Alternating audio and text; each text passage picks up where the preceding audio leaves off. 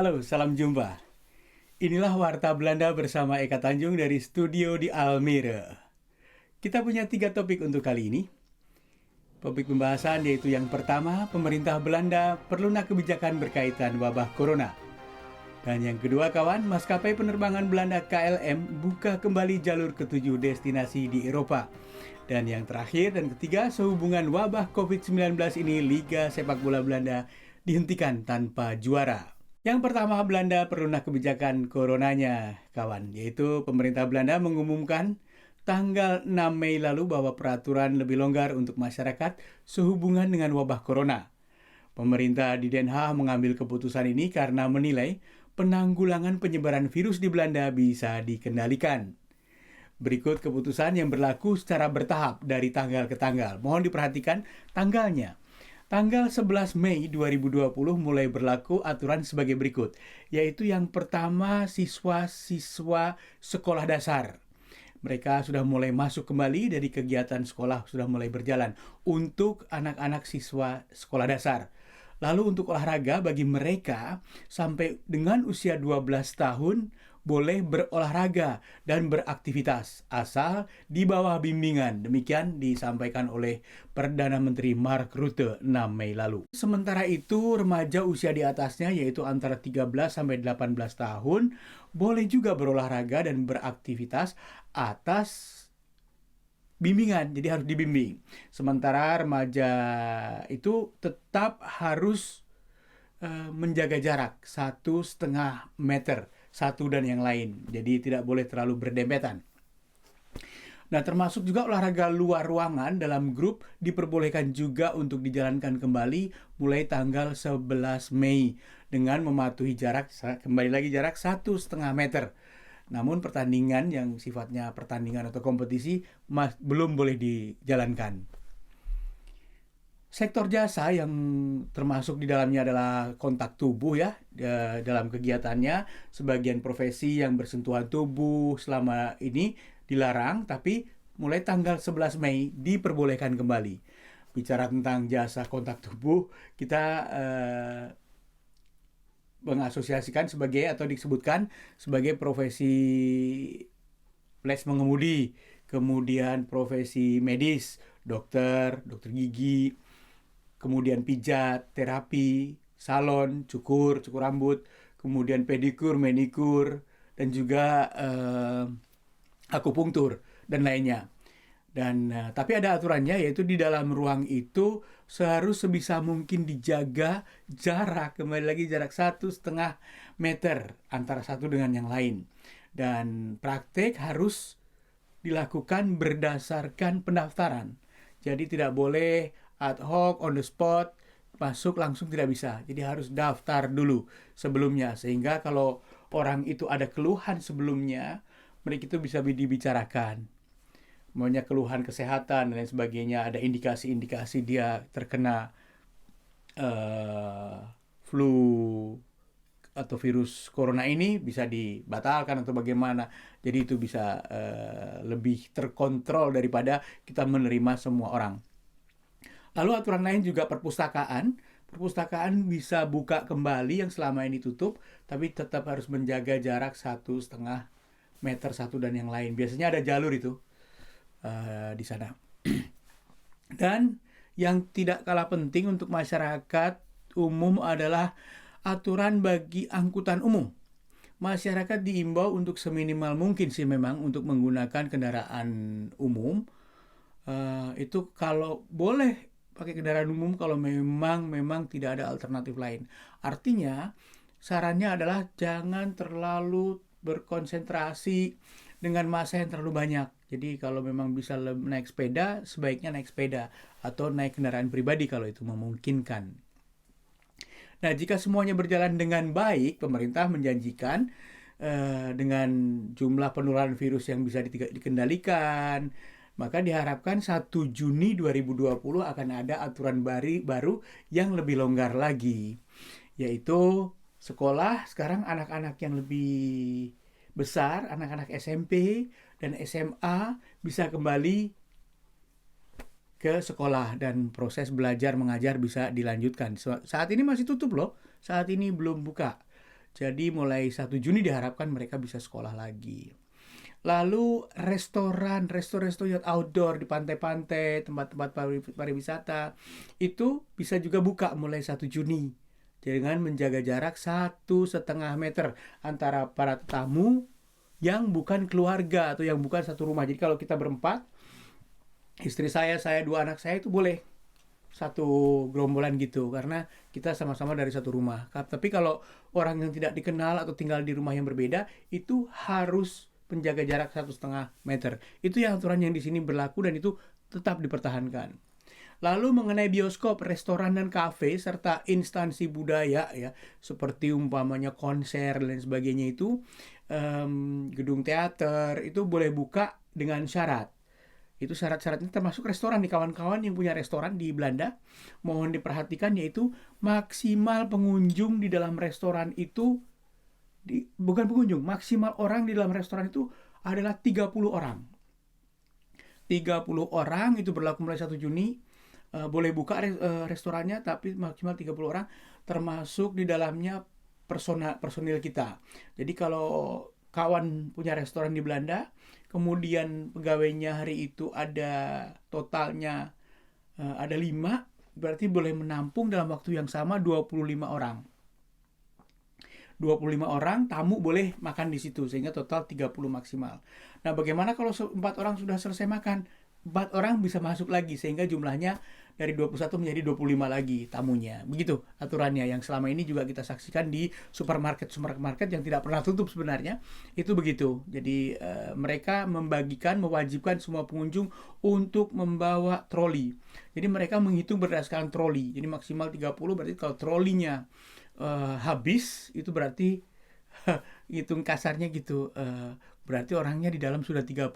Kalau trolinya masih bersisa itu masih bisa orang masuk. Demikian. Nah, dan pengunjung yang datang ini kita bicara kembali lagi kepada bioskop, restoran, kafe dan lain sebagainya dan teater itu nggak bisa asal orang masuk. Jadi kalau yang punya restoran itu harus ada semacam reservasi, jadi orang yang pengen makan harus reservasi jam berapa itu harus disiapkan. Jangan sampai kita menjadi masalah nanti dikontrol jadi kena denda gitu. Itu sesuatu yang tidak kita harapkan, bukan? Dan juga kalau ada dalam pembicaraan telepon itu ditanyakan apakah Anda sehat gitu ya, ada keluhan-keluhan sakit.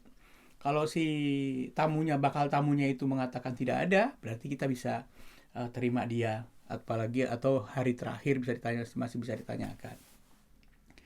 Nah, kemudian ada kebijakan yang setelah jika semuanya lancar, itu tanggal 15 Juni pemerintah Belanda juga ada lagi aturan baru yang lebih luas lagi. Jika penyebaran virus tetap terkendali dan sekolah kejuruan ini MBO di sini namanya, itu dapat kembali melakukan ujian dan juga memberikan kerja praktek. Itu tanggal 15 Juni. Sebentar saya minum kopi dulu ya. Ini baru buka puasa. Nah, lalu kita lanjutkan sekarang. Jika penyebaran virus tetap terkendali, maka 1 Juli pemerintah Belanda mengizinkan sejumlah pengunjung maksimal dinaikkan menjadi 100 orang untuk bioskop, untuk restoran, untuk kafe, serta untuk museum. Jadi mereka bisa menampung lebih banyak orang lagi. Berarti semuanya sudah berjalan dengan baik. Hal itu termasuk juga kumpul untuk acara keagamaan. Nah, ini penting. Untuk orang yang ke gereja ya, umat Kristen atau ya untuk orang yang ke masjid. Itu mereka jadi bisa berkumpul. Untuk acara juga pernikahan atau juga pemakaman itu boleh dilakukan mulai 1 Juli. Dengan maksimal jumlah orang 100 orang. Nah, dari semua itu ada lagi nanti perubahan pada tanggal 1 September itu 2020 yang pasti Liga Sepak Bola Belanda akan dimulai lagi. Itu 1 September itu rencananya seperti itu. Dan nanti juga akan ada lagi hal-hal lain yang mungkin ada berkaitan dengan kemajuan atau kemunduran dari penanggulangan COVID-19 atau virus corona ini di Belanda. Demikian. Kawan, kita melangkah ke topik yang kedua yang berikutnya yaitu sepak bola.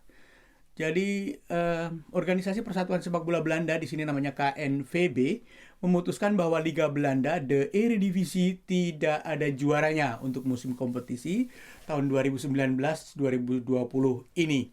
Kompetisi sepak bola Belanda ini dihentikan karena memang ada wabah corona juga. Saat ini semuanya menyangkut corona.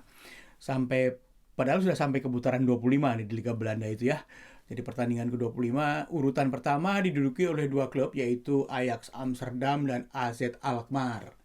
Dengan perolehan angka yang mereka punya sama sebenarnya. Cuma Ajax lebih unggul karena memiliki selisih gol yang lebih banyak dibanding dengan AZ. Nah, sejatinya kalau dalam situasi normal maka Ajax akan menjadi juara, tapi ini KNVB mengatakan tidak ada juara. Hanya Ajax akan mendapat imbalan sebagai peringkat 1, itu mendapatkan tiket terbaik dari Belanda untuk Liga Champions. Itu juga lumayan bisa menghasilkan untuk pemasukan Ajax sebenarnya. Dan AZ dapat kursi yang kedua lah istilahnya untuk wakil Belanda di Liga Champions. Nah, selain itu KNVB juga memutuskan musim ini tidak ada perubahan. Jadi susunan klub yang seharusnya yang 18 itu ya, Liga Utama jadi Liga kedua juga. Nah, Liga Utama itu seharusnya biasanya ada degradasi. 2 atau 3 klub itu turun ke kasta lebih rendah dan 2 naik ke atas, nanti ada 1 lagi yang diundi. Nah, itu tidak dilakukan juga untuk tahun ini. Jadi dengan kata lain, beruntunglah yang di Liga 1, Liga Utama dia tidak merosot ke Liga 2, tapi peringkat pertama dan kedua di Liga 2 tidak bisa naik ke Liga atau tidak bisa promosi ke Liga Utama. Itu yang sekarang sedang menjadi persoalan dua klub ini, yaitu Graafschap dan Cambuur. Itu mereka sangat kecewa banget, sudah berjuang mati-matian, udah peringkat 1-2, udah bisa langsung promosi, ternyata dibatalkan. Nah, itu keputusan KNVB. Kemudian yang kedua lagi, ada event yang sebenarnya juga menarik di setiap awal dari kompetisi. Itu namanya Piala KNVB ya. Piala KNVB itu seperti FA Cup gitu kalau di Inggris gitu ya. Jadi antara semua klub-klub itu diadukan dan menghasilkan 2 finalis, yaitu Feyenoord Rotterdam dengan FC Utrecht. Tapi KNVB bilang tidak ada juara untuk Piala KNVB saat tahun ini. Yang gedek sekali sebenarnya adalah Utrecht kemudian dia tidak berhak untuk ikut untuk Europa League ya, karena tidak bisa menjadi pemenang dari Piala KNVB yang seharusnya kalau juara dia bisa ikut mewakili Belanda sebagai di bukan Liga Champions tapi Liga Eropa. Nah, tentu saja orang bertanya-tanya KNVB kenapa seperti itu. Nah, itu adalah keputusan pemerintah. Terus yang kedua juga KNVB menyatakan bahwa dalam kondisi seperti ini, di mana banyak orang sakit, di mana banyak warga meninggal dunia, tidak elok kalau kita merayakan kemenangan atau merayakan sebagai juara. Jadi untuk tahun ini di sepak bola tidak ada juara. Itu alasannya. Kita melangkah ke topik yang terakhir, topik ketiga untuk kali ini, yaitu dari dunia aviasi atau penerbangan. Maskapai penerbangan Belanda, KLM, kembali terbang ke 7 destinasi Eropa. Sejak 4 Mei yang lalu, terbang setiap hari ke 7 destinasi tambahan, yaitu ke Barcelona, ke Madrid, Roma, Milan, Budapest, Praha, Warsawa, dan Helsinki di Finlandia. Dengan demikian jumlah penerbangan KLM masih bertahan 15% dibanding dengan sebelum ada krisis corona. Jadi masih berputar lah 15%. Nah, sementara itu untuk penerbangan interkontinental antar benua juga masih KLM, tapi bukan angkutan penumpang, tapi angkutan barang, lebih kargo begitu. Sejak wabah virus ini, KLM mengatakan telah mengambil banyak langkah kebersihan atau higienis untuk melindungi penumpang dan personil mereka. Dengan demikian, Belanda mematuhi arahan Lembaga Kesehatan dan Lingkungan Belanda yaitu RIVM, lalu juga Organisasi Kesehatan Dunia WHO, serta Asosiasi Industri Penerbangan Internasional IATA. Nah, itu KLM dengan sebisa mungkin menyatakan akan mengosongkan beberapa kursi agar meminimalisir. Jadi yang semacam sekitar 1,5 meter itu terjaga dan minimalisir kontak antar personil dengan penumpang dan penumpang dengan penumpang. Demikian laporan dari Eka Tanjung dari Belanda mengenai berita-berita seputar Belanda. Terima kasih. Harusnya gini, terima kasih, semangat.